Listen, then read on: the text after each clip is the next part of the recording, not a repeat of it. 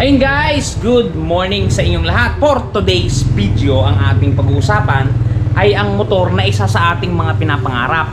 Hindi nyo man aminin sa akin, alam kong gustong gusto nyo to. Okay guys, pag-usapan natin ang ating Yamaha Aerox 155. Standard to guys, standard yan. Kung makapansin nyo, ito yung disusi. Yan, dalawa kasi ang variant yan. Yung isa ay yung ABS version, which is yung keyless kung tawagin. Pero bago ang lahat, ito muna ang pag-usapan natin, ang disusi, yung mumurahing variant ng Yamaha Mio Aerox 155. Yeah, napakaganda guys.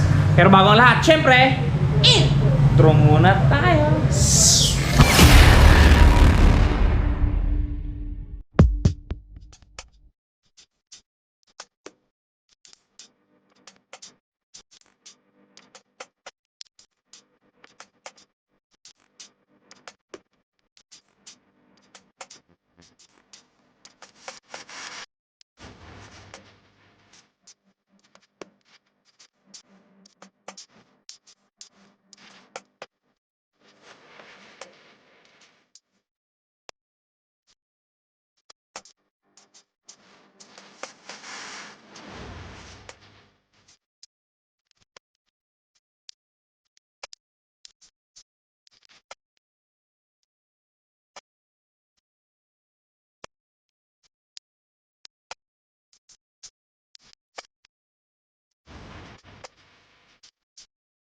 At ayun nga guys, tapos na yung ating montage. Ngayon, pag-uusapan natin ang presyo ng ating Yamaha Aerox. Yan, nasa tabi natin. Para magkaroon kayo ng idea at bibigyan ko kayo ng tip. Meron tayong tinatawag na tatlong down payment dito sa ating listahan, which is mas makakatipid kayo. Binibigay ko sa inyo to para may idea kayo at para sa inyo to. Okay, simulan na natin. Yamaha Mio Aerox 155 standard. Yung disusi ito guys ha. Suggested retail price ng ating unit is 124,000 pesos. Available ito cashman o hulugan. Alin sa dalawa, kung saan kayo masaya, susuportahan ko kayo. Okay guys? Yon. Ang minimum down payment natin para dito sa unit na to guys is 24,800 pesos plus 1,200 na registration fee. Ang effect naman na to ay 3 years na. 3 taon kayong hindi na magpaparehistro sapagkat 3 taon nang nakarehistro ang inyong unit. Kahit alin dyan, 3 taon na yan irerehistro ng Premium Bikes Corp. Sumatotal ang ating cash out ay 26,000 pesos. Ang magiging monthly po ninyo sa looban ng 1 taon pagka kayo ay nag-down ng sinasabi ko kanina is 11,100 pesos.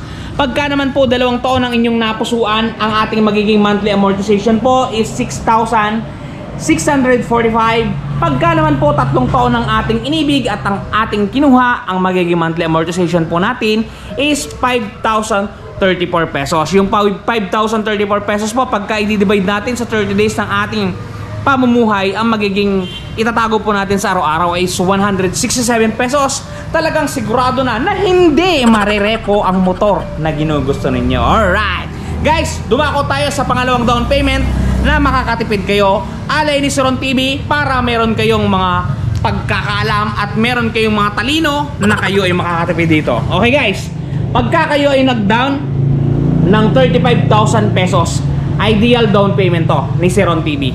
Pagka nag-down kayo ng 35,000 pesos, syempre, additional tayo ng 1,200 pesos sa registration yan, 3 taon. Ang ika-cash out ninyo is 36,200 pesos. Ang magiging monthly po ninyo sa looban ng 1 taon ay 10,003 pesos. Oho, tama po yun. Sa 1 taon, 10,003 pesos. Pagka naman po 2 taon is 5,965. At pagka 3 taon po ang inyong pinili, 4,482. Talaga namang check na ang inyong paghuhulog at talagang hindi marerepo ang ating unit.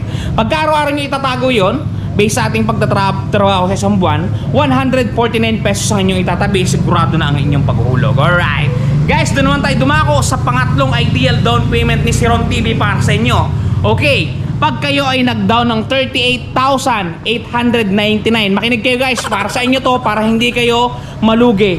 Mahal ko kayo. Okay, 38,899 down payment plus 1,200 na LTO registration fee, magto-total cash out tayo ng 40,099 pesos. Okay guys ha, tama yung narinig nyo.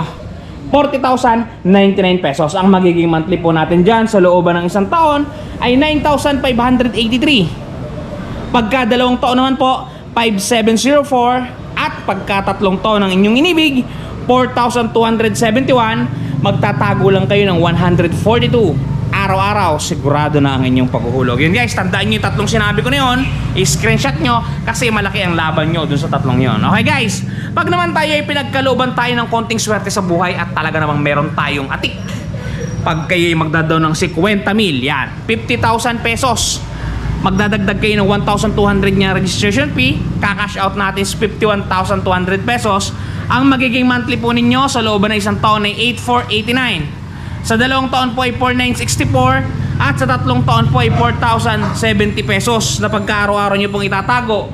Magtatago po kayo ng 135 pesos. Talagang sigurado na po ang inyong paghuhulog. Okay guys, may magbabayad.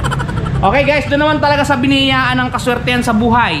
Magdadaw ng 70,000 pesos. Yan kung mapapansin ninyo, 70,000 pesos plus 1,200 na ating additional sa registration fee.